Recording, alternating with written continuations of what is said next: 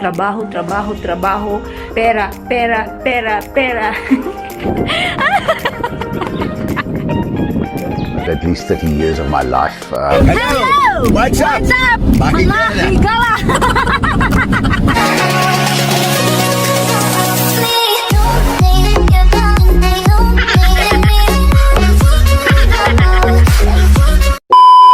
Hello, hello, hello, hello, hello, hello, mga kahigala.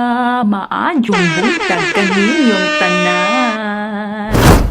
So today mga kahigala is, alam nyo na, work si Banana. Ang trabaho ko is magluluto talaga, no? Ito yung niluto ko mga kahigala. Beef to. Tapos partner nito mga kahigala is rice. Boring talaga dito pag work si Banana mga kahigala is upo lang sa bahay, linis-linis. Tapos hindi naman kalakihan yung bahay. So madali lang ako matapos. Tapos siging thinking kung anong dapat gawin. As in talaga mga kahigalaan. Gusto ko na talagang magtrabaho dito para may ibang kabisihan ba. Kaso hindi ako maka-apply dito basta-basta mga kahigalaan pag wala kang natapos, no? Kung wala kang diploma ba. Ayaw din si Banana na magkatulong ako or maglinis-linis, mga ganon. Ayaw niya. Kaya nga minsan mga kahigala is mag-aaway kami ng dahil lang sa trabaho. Kasi gusto ko talaga na magtrabaho ng katulong. Pero siya ay hindi talaga eh. Ayaw niya talaga as in kahit anong pilit ko. Naawa na kasi ako sa kanya mga kahigala. Kasi nga alam niyo naman siya lang nagtatrabaho. Magpadala pa dun sa Pinas. Tapos yung sahod niya is kaunti lang. It's not enough talaga mga kahigala. Ginawa ko kaninang kodto mga kahigala, oh. I couldn't help myself, okay? Was too delicious, okay? Siya rin nakahurot ani mga kahigala, oh. Ganahan din si Zaani. But you're only getting this spoon, okay? No more than this, alright? I will share this spoon with you, okay? It's not, like it.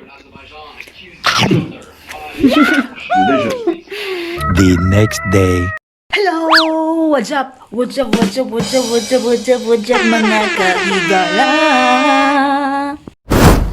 Another day na naman mga kahigala. So yesterday is wala kaming masyadong ganap kasi nga si Banana is busy talaga sa trabaho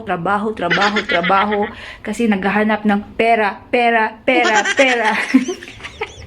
Hapon na nakauwi si Banana kahapon mga kahigala. Kaya wala masyadong kaganapan. Unya, unsa may atong buhaton karong adlaw mga kahigala?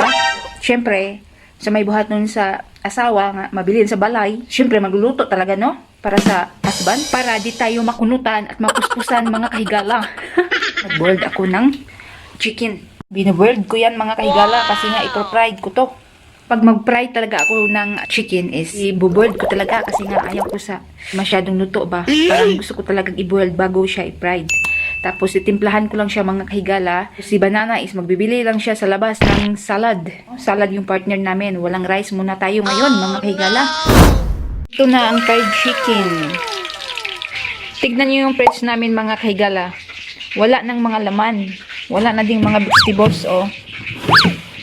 Kaya bibili na lang si Banana ng salad. Diba yung sinabi ko sa inyo is magta-travel kami, kaya di lang muna kami pumunta sa supermarket kasi siguro sa pagbalik na lang namin, bibili kami kung ano ang mga kailangan. Nandito na si Banana! We need to want a little bit of calamari for lunch. We don't have banana, we like banana. I thought that Oreo's just for you. Like a baby. Just for you, 2 styles. Yeah, okay. Lemon and mint. Thank you! I saw this at 72 rand, the Brazilian one. I thought, let me buy the Brazilian. We got the other one.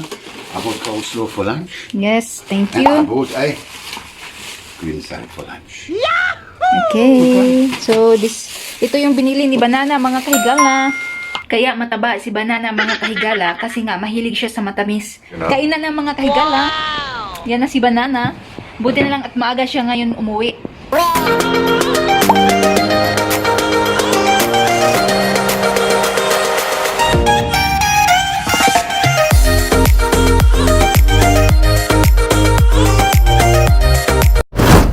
Katatapos pa lang namin kumain mga kahigala. So, basta pagkatapos namin kumain mga kahigala is iinom ako ng tea mga kahigala. Tapos si Banana is coffee. Yan. Nabusog ako sa food namin ngayon, mga kahigala. Ang dami. Kala ko salad lang ang bibilihin ni Banana, pero bumili talaga siya ng calamares. One eternity later. Padong kami sa kaibigan ko, mga kahigala, kasi nga nag-order siya ng limon, hatid namin kasi pre-delivered man. Ngayon na lang na ipangpalit o asin, bitsin, toyo, suka, oil. Nakadetect kayo, mga kahigala, nga na wala akong bihis-bihis. So wag na lang kayong maingay na wala kaming bihis-bihis, ay ako lang pala. Kasi nasa bahay lang ako. Is it Brian's speedy delivery service, honey? Yeah. No. Ito, delivery.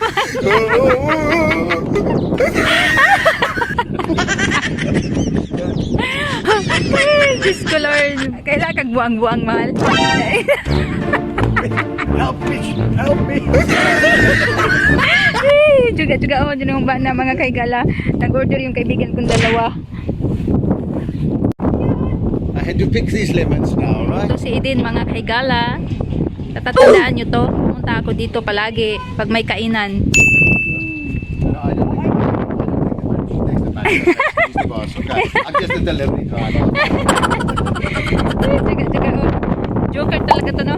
Yan. Thank you. Bye-bye. Huminto kami dito. Nagpagusulina pa si Banana, mga kahigala. Ang bait talaga ni Banana, mga kahigala, no? Pauwi na kami. Kahigala, yan lang yung dinner niya. Bread? Ano yan? Chicken. What's that? Chicken, yeah. The one that Toasted remaining chicken lunch. mayonnaise. Toasted chicken mayonnaise sandwich. Yeah, yan lang yung dinner niya, mga kahigala. But folks, with my dinner, all she gave me is water. No cool drink, no soft drinks. She just gave me water to drink. Si Audrey Humba na, mga kahigala, maanad na mo, no?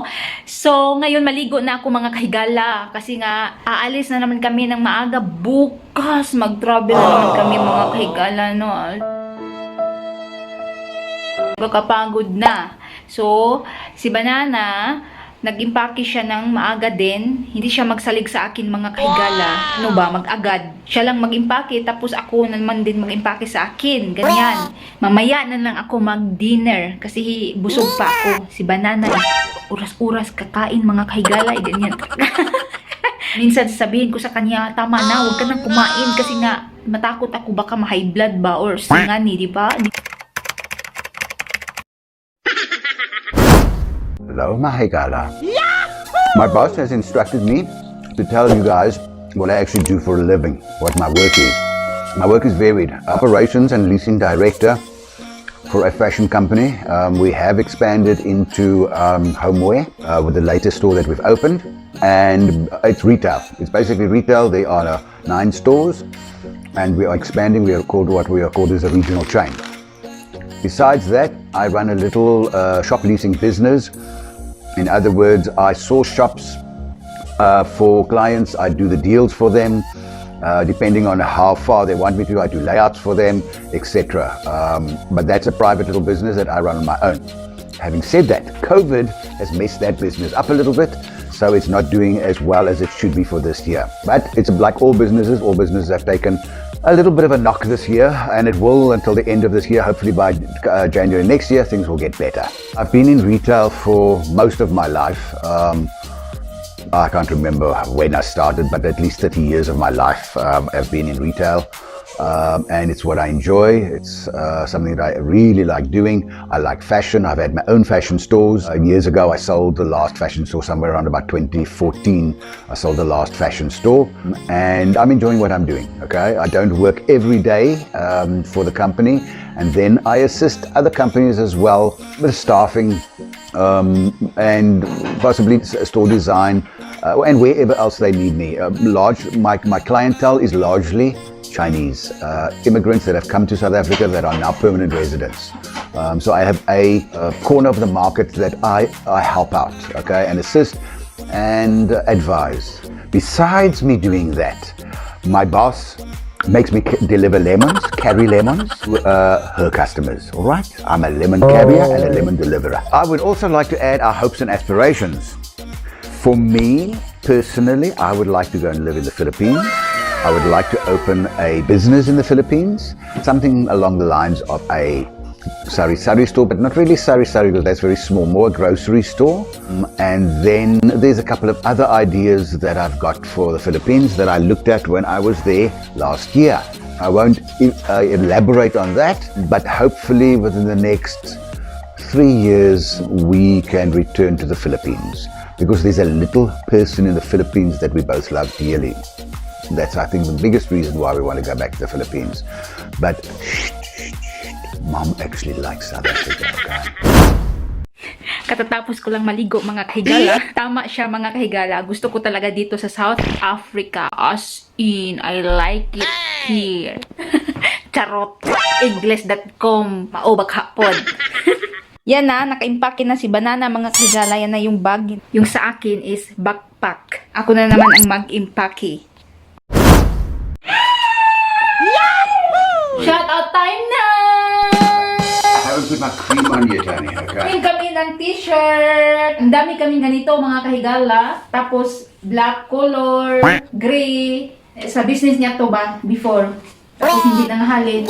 Kaya, madami kami dyan. Baka yung iba, natingaw, bakit si Banana is, palagi nyo nakikita ng ganito yung t-shirt. Kasi marami kami ganito. Ik weet nie waarvan sy praat nie, okay. Ek praat nou Afrikaans en sy praat Tagalog. So ek het geen idee waarvan sy praat nie, okay. Pag-listen man ko ba yun dito? Before with the shout out, you see, when we get crossed, then I moan in Afrikaans and she moans in Bisayan. Oh, sorry, in Tagalog, okay. Limbarok ka. Yeah. Shout out kay Brennan family, Make and James Life in Philippines, mga Bisaya, din sila mga kahigala. Warlita Lifestyle, Nick Life, Marichiat Couple, Vlogger Weird Vlog, The Sukas, The Mangyar Family Vlogs, Sandy B Family Life, Chad May, Team Triple E Vlog, Alia and Fam TV, mga Bisaya, din sila mga kahigala, nag-gadget din sila, nag-good, ngayon na ba? Tapos yung walang channel, si Yoli Torres. Hanggang hello. Salamat sa always nag-subaybay sa amin. At si Eileen Angkaya. Sila talaga tong always talaga to sila ba? Tapos si Dila Cruz and Coaching Family. Si yon lang. And not last, but not least, but last. No, not last, but least. Now I'm tongue-tied, okay. Forget, I think I need to say it in Afrikaans. En nou, laastens wil ek net sê, a shout out to African-Bisayan. Couple! So, say bye-bye, mga kahigala. Bye-bye. Love you lots. God bless.